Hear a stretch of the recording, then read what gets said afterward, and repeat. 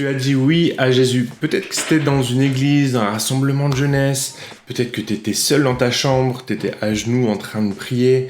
Tes yeux étaient fermés. Peut-être que tu étais dans la forêt. Peut-être que... Bref, tu étais en train de chercher Jésus. Tu as commencé à prier, puis tu as rencontré Jésus. Il s'est passé quelque chose de très fort dans ton cœur.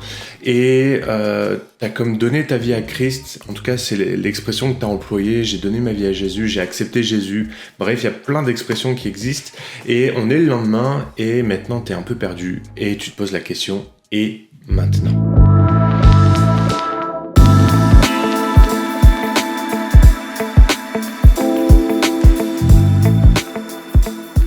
Salut, j'espère que tu te souviens de moi. Je m'appelle Paul, je suis pasteur en implantation d'église dans les Hauts-de-France. Et aujourd'hui, on va parler de ce qui se passe après la conversion. Tu as donné ta vie à Jésus-Christ. Bref, tu as vécu quelque chose de fort avec Jésus.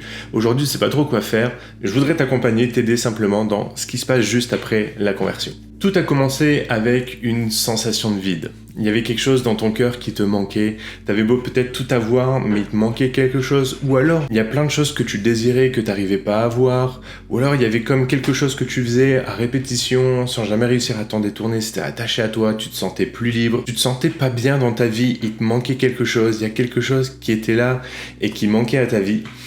Et tu as fait cette prière, Seigneur, aide-moi. Seigneur, viens dans ma vie. Seigneur, je te donne ma vie, je te donne ce que je suis. Bref, tu as fait cette prière-là. C'est ce qu'on appelle la prière de conversion. Tu as donné ta vie à Jésus-Christ. Ce que tu viens de vivre porte un nom, ça s'appelle la conversion. Derrière la conversion, il se passe plein de termes. D'abord, il y a la conviction de péché. Le péché, c'est quoi ? C'est quelque chose qui vient nous séparer de Dieu. C'est des actions que l'on commet tous les jours et qui viennent nous séparer de Dieu, qui viennent mettre comme un mur avec Dieu. Et Dieu, c'est celui qui donne la vie, qui procure la vie. Et quand on est séparé de ce qui nous procure la vie, forcément, il y a comme une sensation de mort qui règne dans notre vie. Peut-être que tu as la sensation de ne pas vivre la vie que tu veux vivre. Peut-être qu'il y a un vide, tu as tout ce qu'il faut pour être bien, pour être en bonne santé, pour avoir un bon travail, t'es bien marié, tu as un job, ta vie elle est parfaite, mais il y a un truc qui cloche dans ta vie.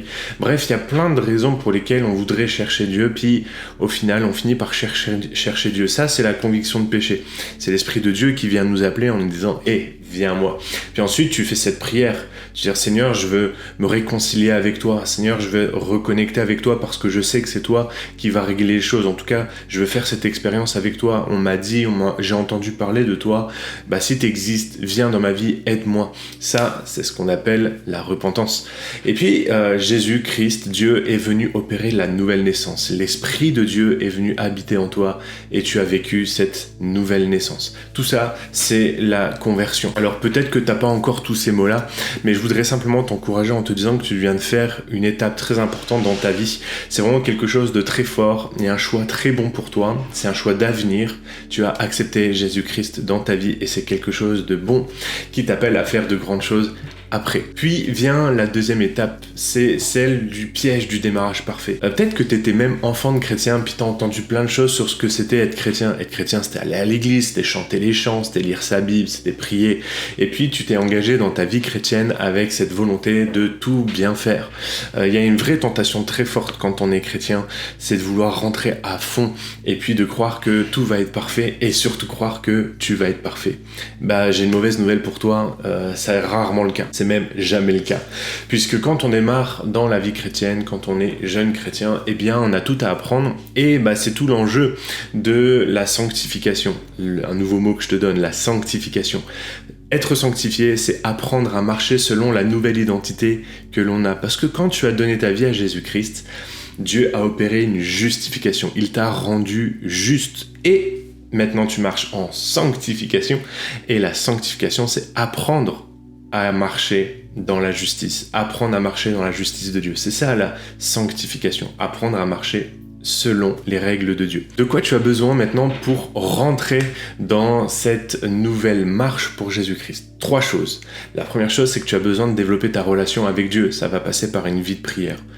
Prier, c'est simplement parler avec Dieu, c'est laisser la possibilité à Dieu de te répondre aussi, c'est avoir des temps de qualité avec lui. La deuxième chose, c'est de trouver une communauté, des chrétiens qui vont être autour de toi, qui vont t'apprendre à vivre selon les Écritures, qui vont t'enseigner, qui vont t'instruire, qui vont t'encourager, qui vont prier avec toi, qui vont prier pour toi, mais que toi aussi, tu vas pouvoir encourager, instruire, et ensemble, vous allez partager. C'est ça qu'on appelle l'Église, c'est cette communauté de croyants.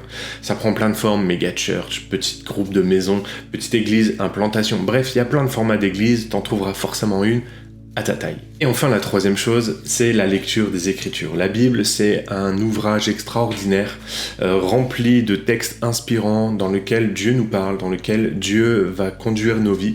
Mais c'est aussi un livre assez compliqué à comprendre. C'est pour ça que je t'encourage à la lire, mais surtout à t'entourer de personnes qui vont t'aider à la lire et à la comprendre. Et encore une fois, l'Église, elle est là pour ça.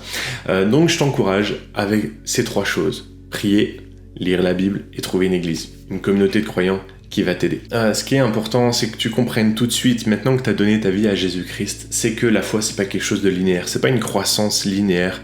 Il y a des hauts, il y a des bas, il y aura des moments forts, il y aura des moments plus difficiles, mais en tout temps, il faut que tu gardes en toi cette conviction forte. Tu appartiens à Dieu. Tu es un enfant de Dieu, tu as été sauvé par grâce et tu vas apprendre tout au long de ta vie chrétienne à marcher selon le modèle de Dieu, selon le modèle de Jésus. Et pour aller plus loin dans cette recherche, tu as donné ta vie à Jésus-Christ. Et maintenant, c'est le titre de mon livre.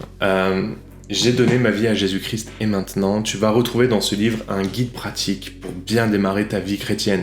Comment prier, comment lire la Bible, comment la méditer, comment trouver une église. C'est des questions peut-être que tu te poses. On t'a parlé de baptême, ouais, t'as vu un truc bizarre où des gens étaient plongés dans l'eau, tu sais pas à quoi ça correspond. Tu trouveras aussi des réponses dans mon livre. Peut-être que toi, ça fait des années que t'es chrétien, que tu étais à l'église et puis t'as l'impression de passer à côté de l'appel de Dieu. On est tous appelés par Dieu, ça c'est une bonne nouvelle pour nous. Peut-être que t'es en train de passer à côté de l'appel que Dieu a pour ta vie. Dans le dernier chapitre de mon livre, je consacre du temps simplement pour que tu puisses trouver cet appel. Comment tu peux servir Dieu? Comment tu peux répondre à cet appel de Dieu? Tu trouves ça dans mon livre. Bref, que tu sois un nouveau chrétien ou un vieux chrétien, je t'encourage à aller acheter mon livre pour pouvoir avoir des ressources. Et on repart avec les bonnes habitudes de ce gimmick de fin. En attendant, lis ta Bible, médite-la et mets-la en pratique. Bye bye!